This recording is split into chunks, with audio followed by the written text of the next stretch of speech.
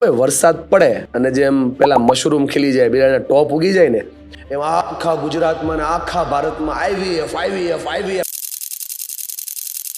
તો આટલા બધા રાફડા ફાટ્યા છે આનું રીઝન શું અને આની શું આટલી બધી જરૂર છે?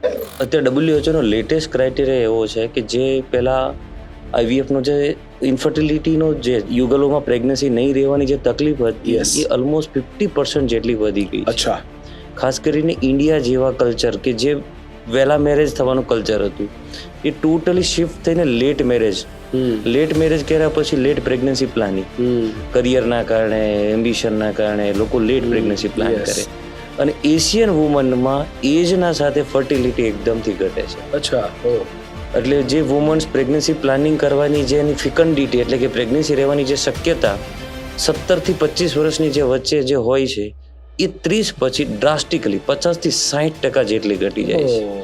તો આ પુરુષ સ્ત્રી સાઈડથી થઈ ગયું. સેમ એવું પુરુષ સાઈડથી બી છે કે પુરુષની લાઈફસ્ટાઈલ અત્યારે તમે જુઓ ને તો અત્યારે ભયંકર ગુજરાતમાં ડ્રગ્સ ને દારૂનું ને ચાલી રહ્યું છે.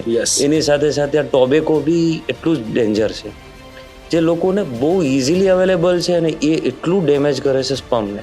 અને તમે એનાથી વિશે ખરાબ જુઓ ને તો લેટ નાઇટ જાગવાનો, દોસ્તોમાં પાર્ટી કરવાની, અનનેચરલ વસ્તુ ખાવાનો, એના કારણે સ્પર્મ કાઉન્ટ ડ્રાસ્ટિકલી ડાઉન થઈ ગયો છે. તો આ બે મેજર પેરામીટર્સના કારણે પ્રેગ્નન્સી નહીં રહેવાના પ્રોબ્લેમ્સ વધી ગયા છે અને એટલા માટે આઈવીએફના સેન્ટર્સ વધી રહ્યા છે. તમારી વાત ખૂબ સાચી છે